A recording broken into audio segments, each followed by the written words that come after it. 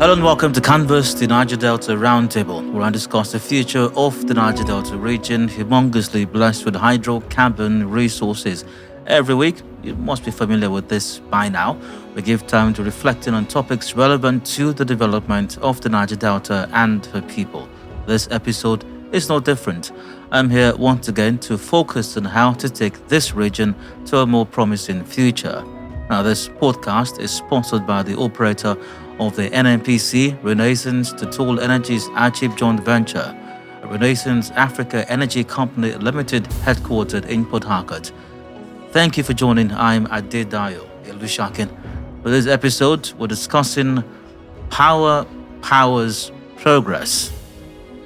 Now, today we're diving into a topic that's fundamental to modern life and economic development: electric power. In this episode, titled Powers Progress, we'll explore the critical role that electric power plays in driving economic growth and improving living standards. From the early days of electrification to the cutting-edge renewable energy technologies of today, we'll examine how access to reliable and affordable power has transformed economies and societies around the globe. We'll discuss the historical impact of electrification, the economic benefits of modern power infrastructure, and the exciting potentials of renewable energy sources. We'll also address the challenges of power outages and the importance of sustainable energy policies and ensuring a prosperous future. Join us as we uncover the powerful connection between electricity and economic progress, and discover how innovations in the energy sector are paving the way for a brighter, more sustainable future. Again, today's topic on Canvas, powers progress. And my guest is Chinedu Ama. Chinedu Ama is founder of Spark Nigeria. And at Spark, they're using technology and leveraging credits to provide clean energy solutions for the unserved and underserved. Chinedu, hi, welcome to Canvas. Hi, Dio. Thank you very much. It's great to have you here, really. Mm-hmm. I've had the pleasure of conversations with you on different fora, never on Canvas. Yeah. So I'm looking forward to this because, and I say this, as I do other things sincerely, it's always an interesting conversation with you. Thank you. Great. Let's start from the beginning, so to speak. Electricity. Yeah. How did it, transform economies?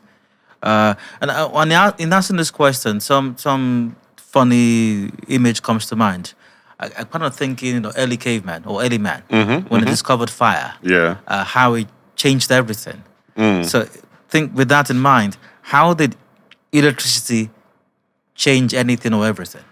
Okay, I like to say from the point of energy, right? Why I'm taking that angle is because it paints a beautiful picture of our history, and I say this with all sense of pride because pre-colonization, the Kingdom of Benin had what you call streetlights.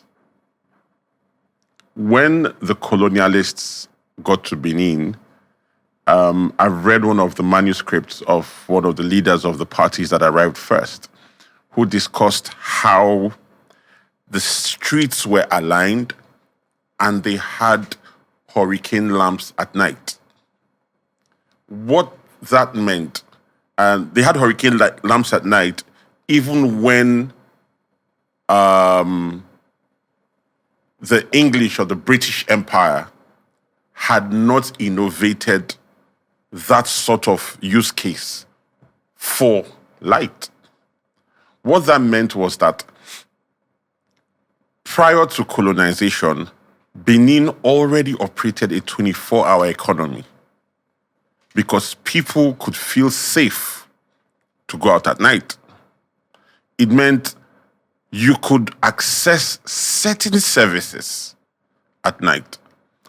I'll tie that to what we're seeing today across the Niger-Delta, where there is the project with the streetlights across the Niger-Delta region, where suddenly places that seemed dead at night have found life. You find that traders can extend their hours of operation. So, going back to your question, energy in any form which is applied as light, yes, as a use case, has always been a driver from whether it was, that's speaking about light now, whether it was hurricane lantern or to the bulb or to street lights or to floodlights and co.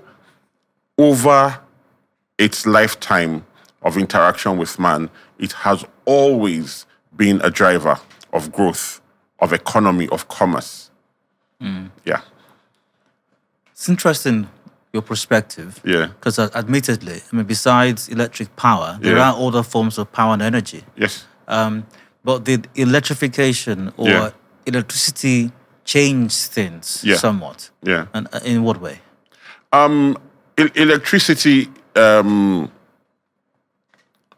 formed one of the key components of industrialization of economies across the world. And to a large extent, if we bring it back home, the lack or the inadequacy or inefficiency of the sector in Nigeria has been a key contributor to the failure of our economy. Why do I say this? It means that if the cost of producing this cup is 100 naira, if I have to find alternative power, it becomes 100 plus X. And at the point where the alternative power becomes too expensive, I shut down and go. Which is what we've experienced in the last couple of years, where we have big manufacturers exiting Nigeria. Even though as those guys exited, other people who had more guts to fight within the tough space called Nigeria stepped into the space. But the lack of electricity or the inefficiency of our power grid has been a huge contributor. Because look at it this way. Electricity is a key component for manufacturing and production. Manufacturing and production is a key component for job creation. Now, the number of jobs that are available within a given environment defines the amount of money that passes through the system.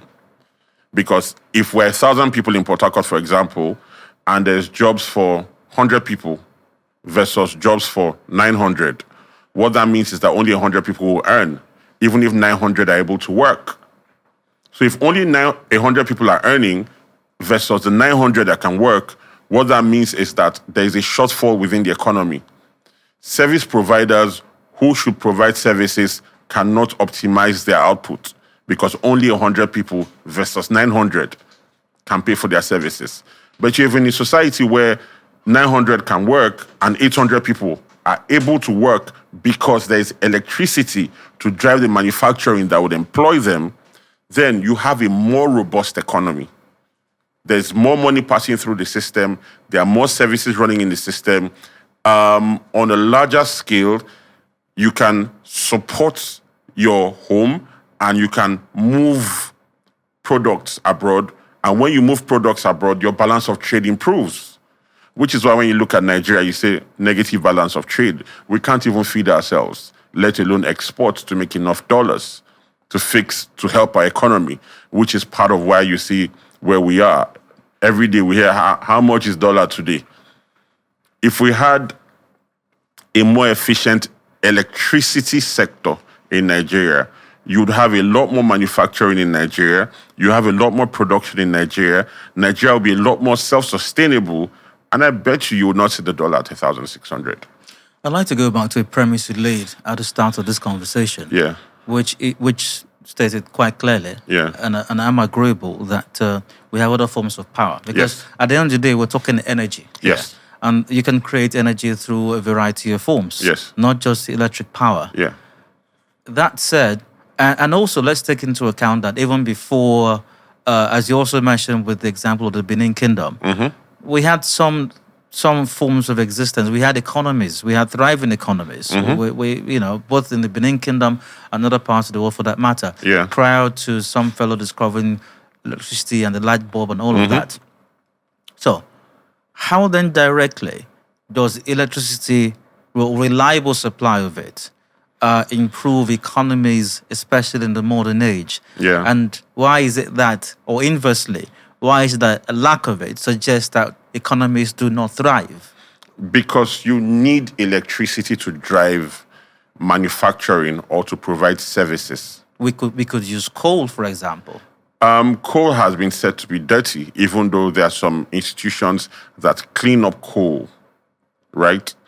I know that I was in a forum last year where I think the Commissioner for Energies from Enugu State was speaking to the fact that it is an option they are looking at, right? So you could use coal. There's technologies that use sand, right? I think there's a farm in Morocco where you have a huge tank at the center of a solar farm. In this sense, not solar. These are mirrors, and they're all placed at angles where throughout the cycle of the sun for the day, each mirror is optimized to catch optimized power from the sun. So they channel those mirrors to the sun tank.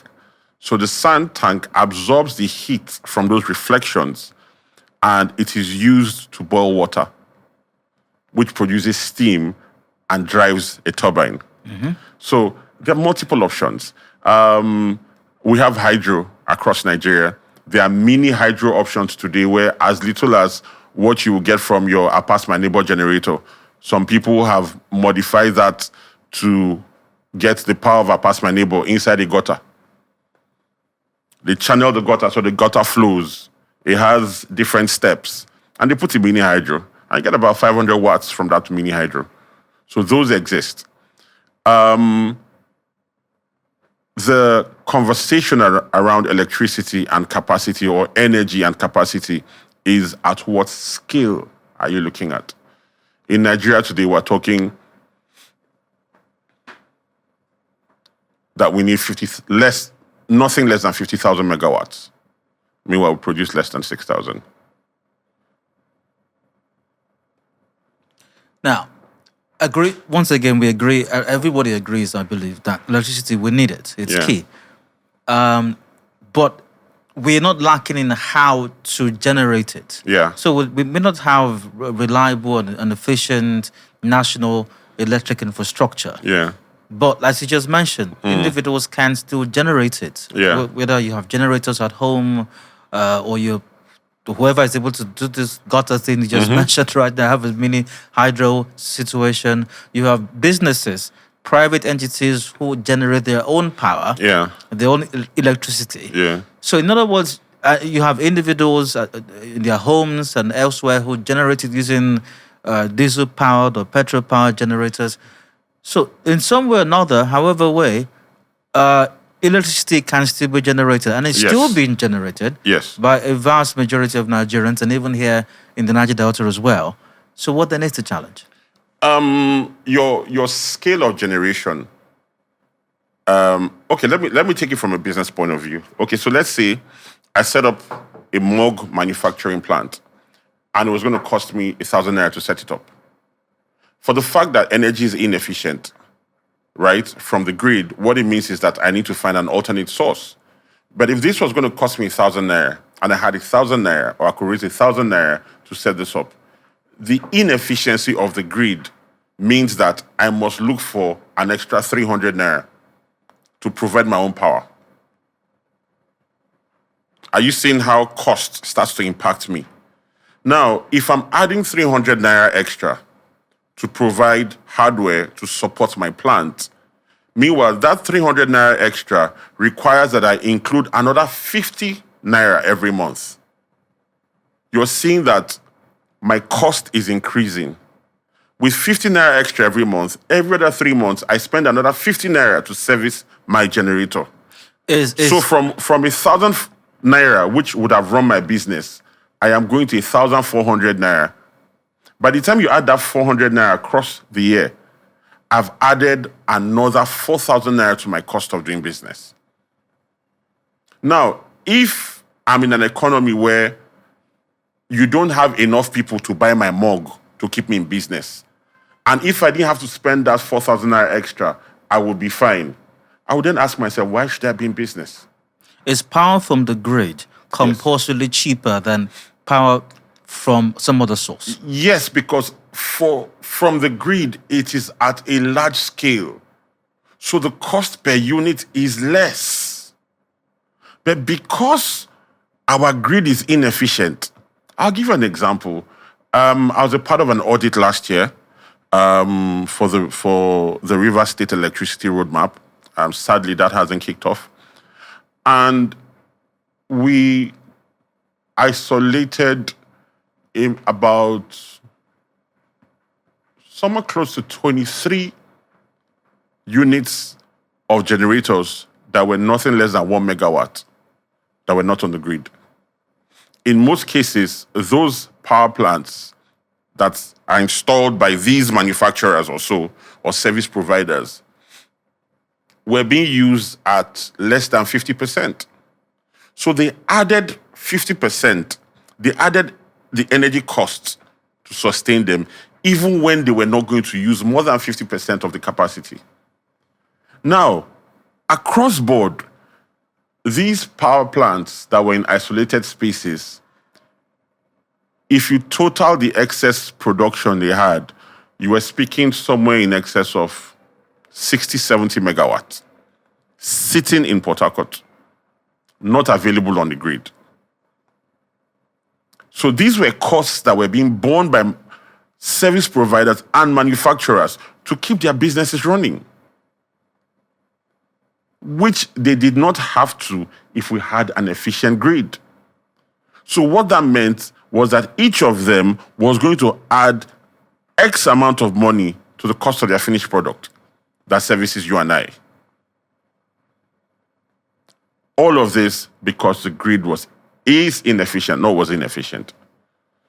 And it gets to a point you start asking, do I scale my business to produce more to meet increasing demand, employ more people, or do I just hold? Those are the things that inefficiencies on the grid lead us to. We have, to a large scale, cases of rural-urban migration. Yeah.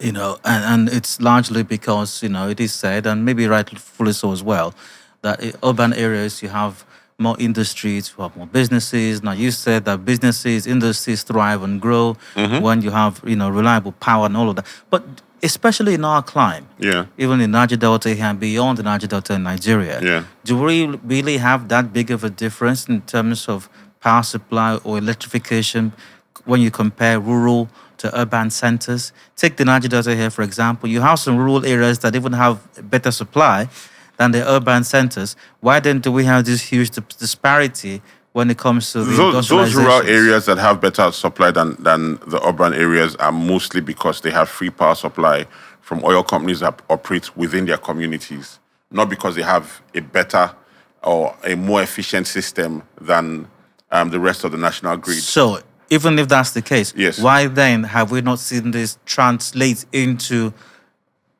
thriving industries or thriving economies in those rural areas? And even in those places, you still have a migration to urban centers. If you get into the places, I've been to one of them. I've been to Omoku. Omoku seemed a little bit more commercialized than your average suburb of Port Harcourt. It seemed. I looked around. We visited a power plant in the place, right? And the power plant, they call it island mode. So the power plant supplies the community.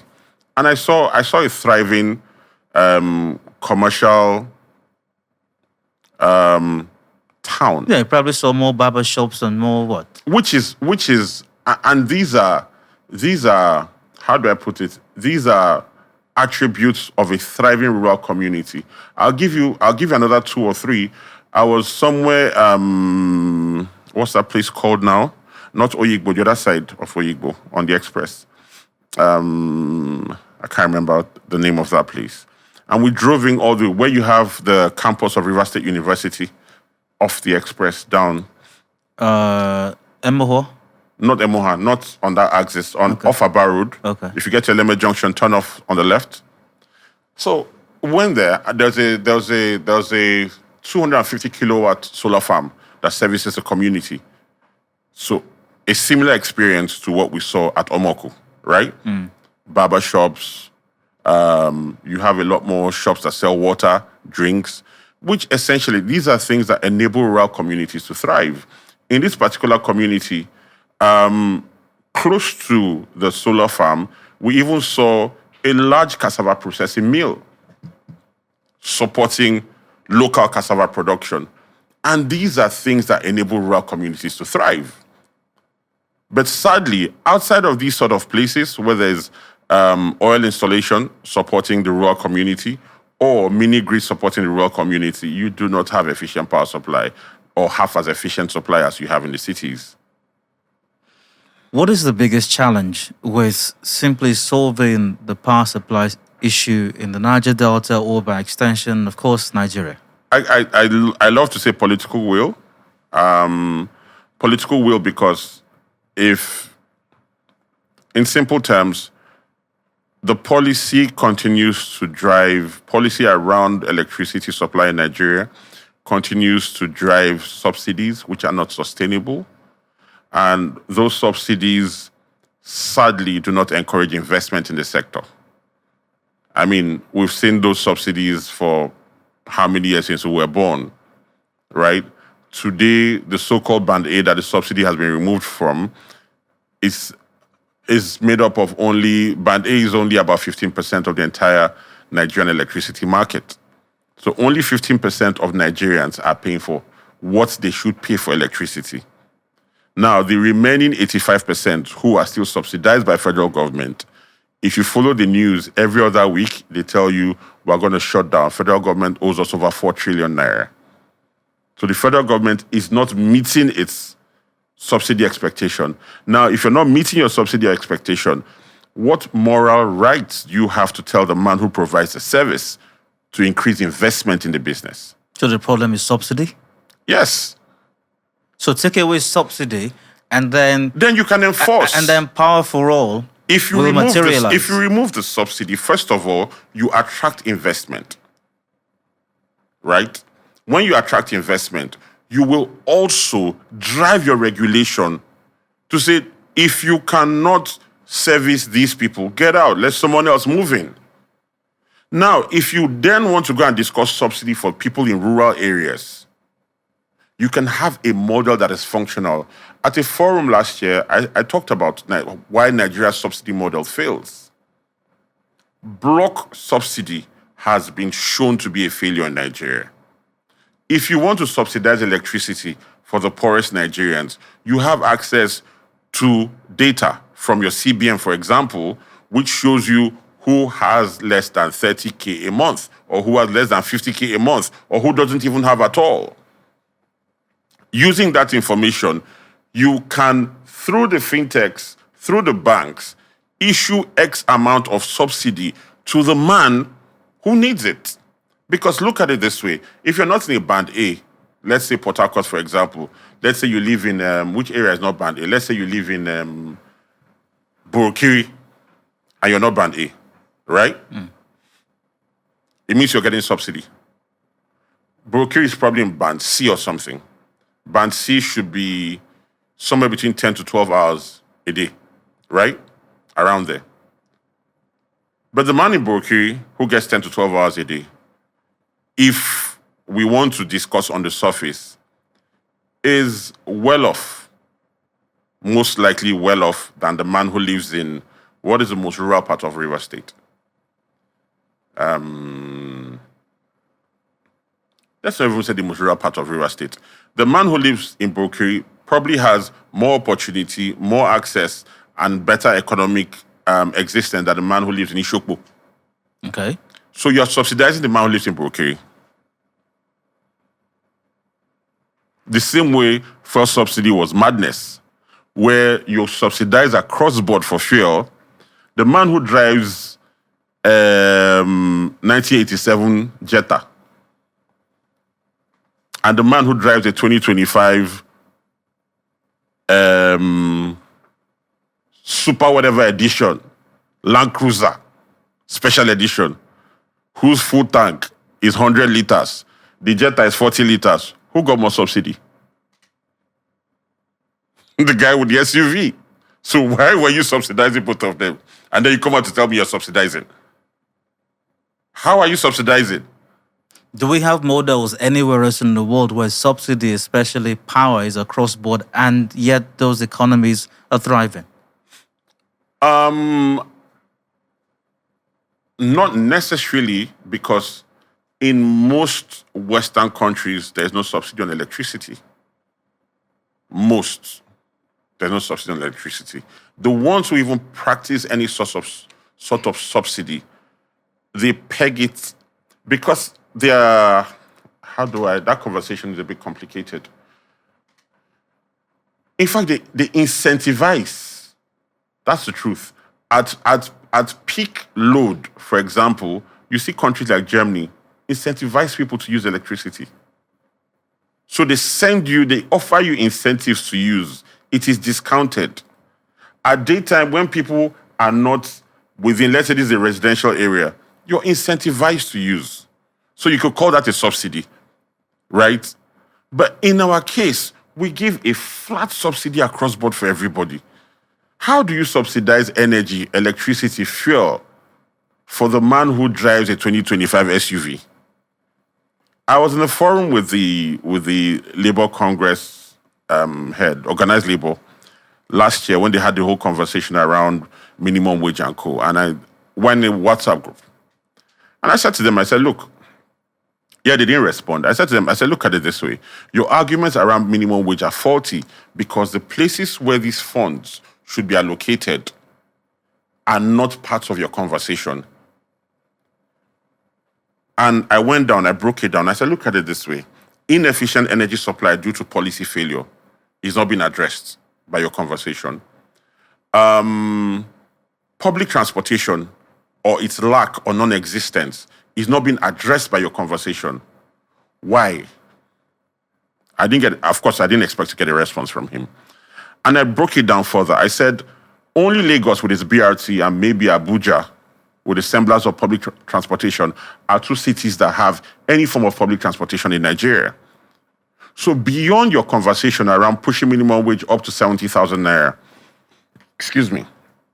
your conversation should involve local, state, and federal governments to discuss a remodeling of our transport system so that you could reflect subsidized transportation for government workers or for workers across board. How will that work? If you have public transportation, let's imagine that we have 1,000 buses in Port Harcourt servicing Ikwere Road, Aba Road, and Odili Road all the way to, Element Junction. All of these buses could have been powered by gas, CNG.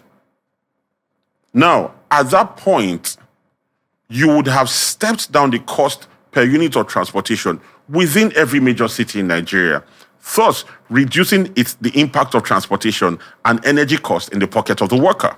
I feel that if we continue along the lines of subsidy, this conversation, it won't stop. We could literally have an entire episode to discuss subsidies. However, I would say, I fear if you took out subsidies entirely on power, for example, I'm sure that there are those persons in Borokiri who, if you were to change their supply or what they had to pay from Band C to Band A, would not be able to afford it. There are those who even live in Band A areas right now who can't afford it, as a matter of fact. But like I said, we'll leave subsidies for now. There's an angle to, away from subsidy, there's an angle to energy usage that is called energy management.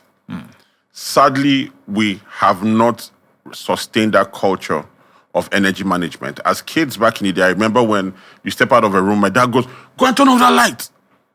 Yeah? If you go to a place like Ghana does not even allow inefficient appliances into the country anymore. You must be efficient for this appliance to get into the country. It is a policy Nigeria must look at. Let's move on. Let's move Yeah. along. Will renewable energy sources or technology help in any way in the Nigerian scheme of things? Of course, Nigeria has, the last analysis I saw, we have well over 20,000 megawatts in generators in Nigeria across board. On the grid, we have 6,000 megawatts or so, right? Renewable sources are our transition. Beautiful thing today, fuel subsidy has been removed on fuel. Sorry to go back there again. So you see that the cost of generating electricity at home is even more expensive using your generator than when you invest in solar. That will drive our transition, whether we like it or not. It is a cheaper source. It is more reliable and sustainable than the generators that we've lived on for years. It is Canvas, the Niger-Delta Roundtable, brought to you by Renaissance Africa Energy Company Limited. We're discussing power's progress. My guest is Chinedu Ama. We go for a break. We'll return shortly. To stay with us. In the heart of our journey, where the sun touches the earth and the wind whispers through the trees, a new chapter unfolds. A chapter where energy illuminates more than just bulbs. It lights up minds. A chapter of unity, a coming together with a common goal to energize futures and illuminating lives. In classrooms, young dreams evolve, inspired by the promise of a brighter tomorrow fueled by available energy. Small businesses flourish, becoming seeds of prosperity. Energy that empowers and is catalyst for growth and change. The future is energy. So, let's light up the path to a sustainable future together. Energy for you, me, and the world at large.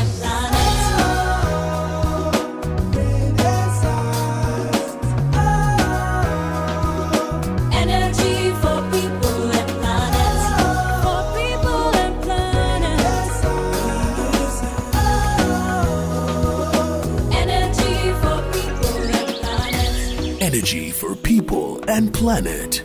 We are Renaissance.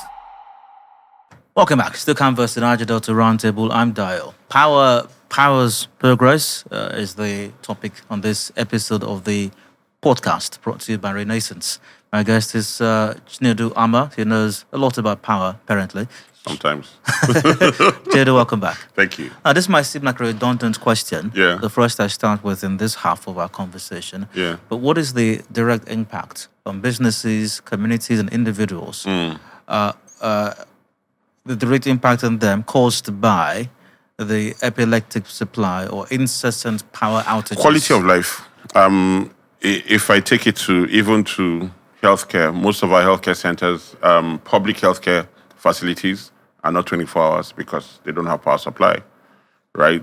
Especially in rural areas, you see that health facilities shut down at 7 p.m. On the rest of us, quality of life as well, cost of living. When I have extended outage on my part of town, my side of town, and solar irradiation is poor, and then, of course, my water pump is not connected to my solar. It feels like hell when I have to turn on my generator now. I have a headache when I hear that sound right now.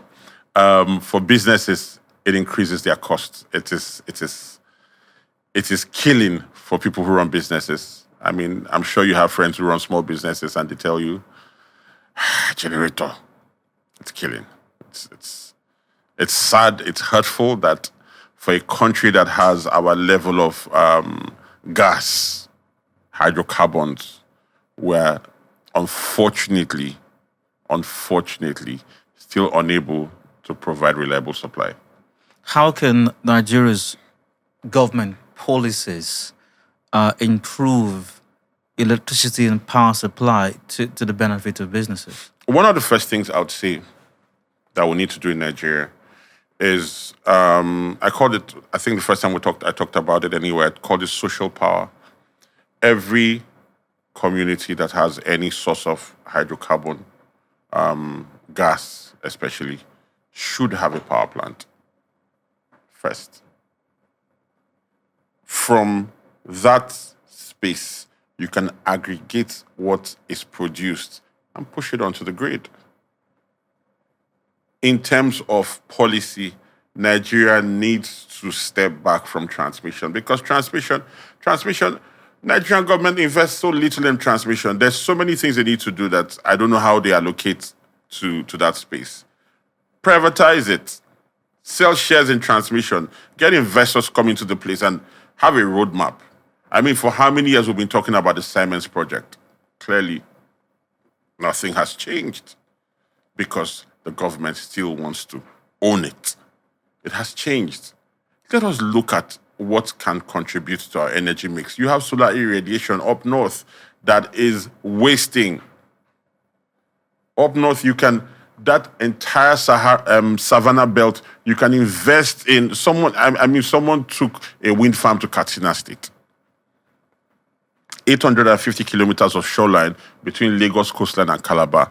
And whoever took that decision took the wind farm to Katsina State. How are other countries able to do it? I mean, the conversation around and on power supply, electricity, stable infrastructure, power sector has been an ongoing discourse in Nigeria for as long as I can remember. Humongous sums have been spent by successive administrations, running into billions. How have other countries been able to solve this problem or made at least considerable progress? And we are still where we are. The governments took themselves out of the operations. That's what they did. You hardly find an efficient operation in power sector in any country that is run by the government. Government must sustain regulatory and oversight functions, but government, take yourself out of the picture. You can't. Privatization? Yes, you don't have the efficient capacity to drive it. Privatization has been a sing-song. I mean, that nomenclature, the term itself, is no longer in popular use, so to speak. But at one point it was, especially when NEPA was to be privatized. So privatization became a sing-song. It was supposed to be the panacea, the solution, the ultimate solution. But you privatized the solution and held above all other solutions. And held on to the sector with subsidy and held on to transmission. It's not going to work. Since you and I were probably in primary school, we heard about turnaround maintenance of our refineries. The last wave of it that happened, between then and now, a private concern went in, invested, built and delivered a refinery. We're still where we are. Privatization and the lack of government involvement, so to speak, I think naturally will lead to increased cost. We're experiencing that right now, even with buying petrol and the likes of it, and it's killing Nigerians. You either want an efficient system. You see, that's the problem with Nigerians. We want everything cheap, and we want it efficient. How is that about then? What is the cost of the man delivering the service? Okay, so Dangote builds a refinery for you. He builds his refinery. His cost per unit lands him at almost $500 to pull out a liter of petrol. They transport that petrol from wherever it is and land it in Port Harcourt. But you want him to sell it at 165 naira. Minimum, which is 70,000 naira. And most Nigerians don't get minimum wage. Dangote does not define minimum wage. How do Nigerians afford it if they earn 70,000 naira, even though it's not Dangote's fault they're earning that? Exactly. Dangote needs a market as well. No, when we get into those conversations, people start to say, dude, you're being unreasonable, you're being unfair. Again, you cannot have a flat board for minimum wage in Nigeria. Federal government should not be the standard for negotiating and delivering minimum wage in Nigeria. The cost of living in Abuja or Lagos is not the same as Port Harcourt or Enugu or Calabar. The man who's working and earning 70,000 in Calabar, they're the cheating colleague for Lagos. That's the truth. What is the cost of transportation in Lagos? If you're working in Victoria Island, in Federal Secretariat of Victoria Island, and you're a cleaner, where do you think you can afford an apartment in Victoria Island? You can't. So you're probably living in Ekpe or Ikorodu or somewhere. How much does it cost will it cost the man living in Ikorodu to go to VI every morning? So who negotiated that minimum wage for him? So why do we want to blame the man who provides the fuel for the ineptitudes of the Labour Congress, or organized labor? No, don't do that. It costs me money to... It costs Dangote $20 billion to deliver the refinery. Then you want him to sell the fuel to you at 165 naira. The fuel your government has not been able to produce in 30 years. Come on, man. We're blaming the wrong person. Have we experienced any climb, any part of our communities here in the Niger-Delta or even Nigeria at large, where we have solved the issue of power supply and is reliable, and can we measure the extent to which that has improved? There are several. I've seen 7-8 communities in Rivers State that have solar farms that are reliable. In power sector, there's something called ATC&C, average technical and commercial losses. Those guys have maintained ATC&C at less than 10%. The industry average in Nigeria is somewhere between 35 to 40%. This is for distribution companies that are big and have so-called large customer base. So the small guys, players who have those mini grids have shown more commercial efficiency and service efficiency than grid players. Once again, tells you that the grid system is faulty. Who is the dominant player in that place? It's the government. Now, this transition to renewable energy, I know I mentioned renewable energy earlier on. What or who is to be the driver of that? When we talk about a national grid, we're talking government policy. Yeah.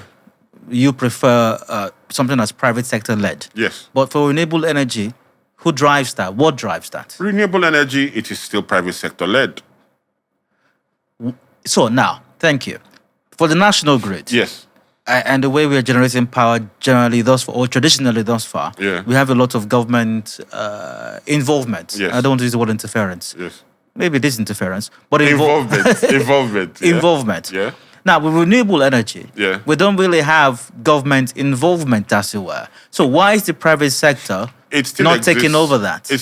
Private sector runs that place. It still exists. There's a policy that that you should have 0% charge on import duties on solar panels, on imported batteries. Your customs continues to charge. But the policy that they should not charge exists. And recently, someone made a suggestion that they should ban importation of solar panels, that you have less than 4 companies producing in Nigeria. The government agency that is supposed to produce solar panels has not supplied one to the Nigerian market on a commercial scale. They only do exhibitions and show you that it works, but they don't have their product in an open market. So the role of government to drive renewable energy, which is supposed to be policy-driven and implementation, there's zero presence. Still, why are more businesses not taking that option? Because if they did that, then they would have, good enough supply. More businesses are taking the option. A lot of small businesses are getting into that space. There are banks who have even gone off-grid for most of their branches. You see them.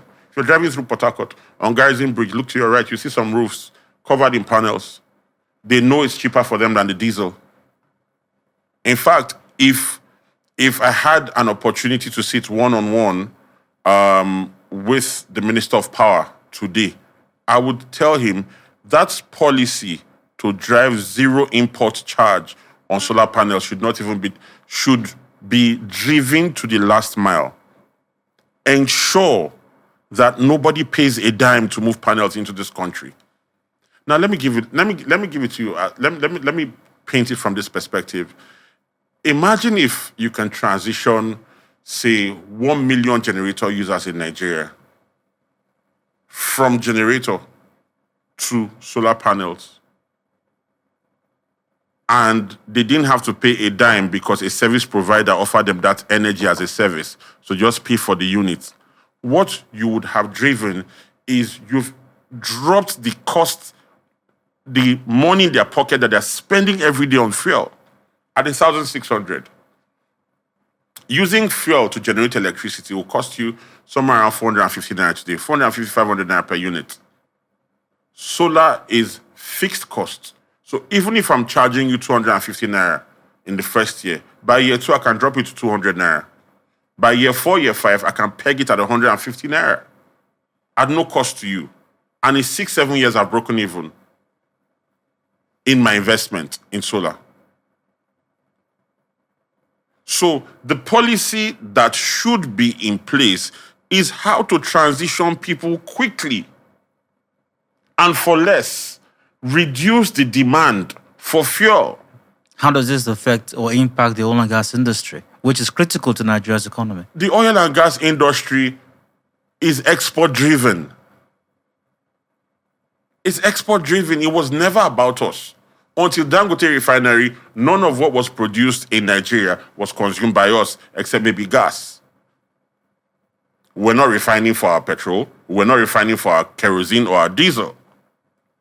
Dangote is the first in 30 years to build a refinery and refine locally, except the modular guys, of course, who also are export-driven. Have you asked yourself why, in over 50 years of oil exploration in Nigeria, no IOC ever ventured to build a refinery? You have an answer, I suppose. Policy failure. But you said let's not get into the subsidy conversation again. But that's why. Because it does not incentivize investment.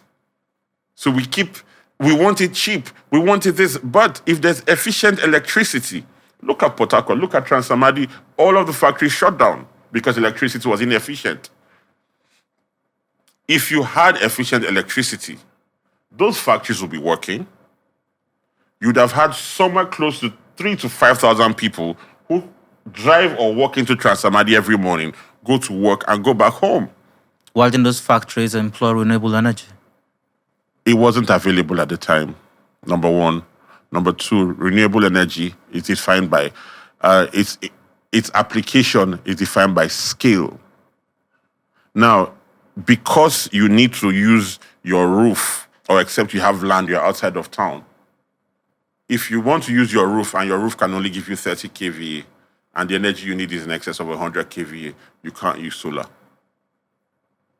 But today, the guys who are there, who are back there now, are using gas.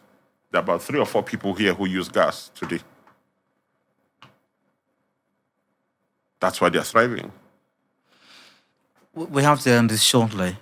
What should we be doing?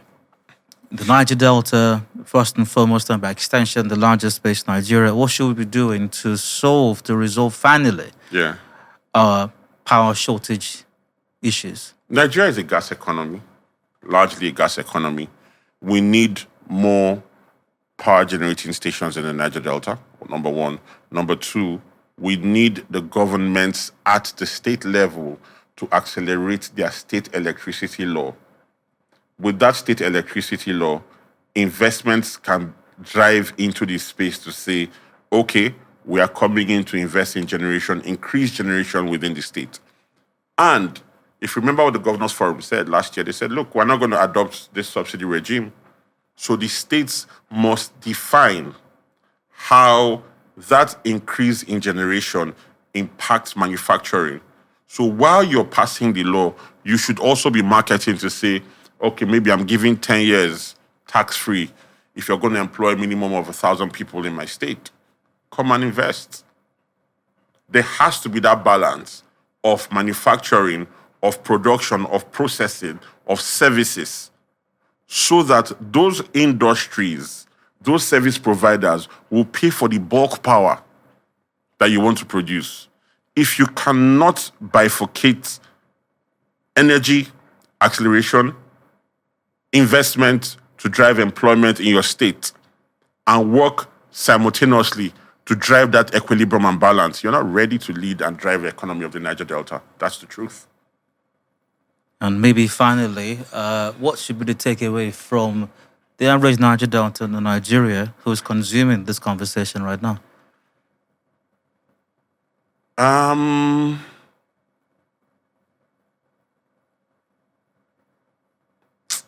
Good luck. Yeah, because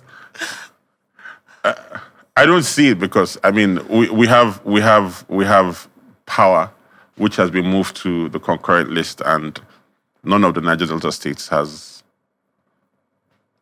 made the move. We worked on something last year here, and it's not been adopted. And of course, politics of the day took over, so it never went to the state assembly. Delta State, I think it went to the back burner, of course. Right. Do we have any states in Nigeria that's doing something similar? Yeah, Lagos has adopted the law. Enugu State has adopted the law. I think Kogi State, about 6 or 7 states have adopted. It's beyond just adopting the law. It is having the presence of mind to understand that you cannot afford the subsidy as a state government. 1. 2, you must attract investment. To drive employment. 1. 2, to offtake bulk power. Because if you have, let's say you have 30 presidential hotels, for example, maybe not as hotels, but those kind of outfits that employ that number of people in Port Harcourt, for example, then you can see that if you use presidential hotel at scale, they probably do in value of energy somewhere in excess of 60 million a month. So you must have that skill. It could be fish processing, for example. If you had 3-4 of those that process and package, it could be meat processing, right? Ship the cows, bring them here. With manufacturing. Process them, right? Process, package, move them to the shops. Now, if you are able to attract that level of business, Lagos, for example, consumes over 8,000 cows a day. It's not processed. Set them for table. If you have factories that process those, package, and move it to the storefront, they will employ people. You will earn taxes from them. You need those kind of businesses to come into your state. Agro-processing, production, you need them. Once you are able to pull them in, all of those trips, all of those economic summits that you travel abroad to attend, as long as you travel and you attend those economic summits and you're able to pull the investors back here, why not? Why not? You thrive. But your people must be employed. Bulk off-takers of power must come in for that industry to thrive. If not, we'll pay the band A across body for want efficient power. As you come out room, offer. Power's progress has been the topic for this episode of Canvas to Niger-Delta Roundtable. My guest has been Chinedu Ama. As I had anticipated, it's been a brilliant conversation. Thanks for your time. Thank you. Canvas Niger-Delta Roundtable was brought to you by Renaissance Africa Energy Company Limited. Thanks for joining us. I'm Adida Ilushakin. When you're done watching this and when you come out room, off light. Bye for now.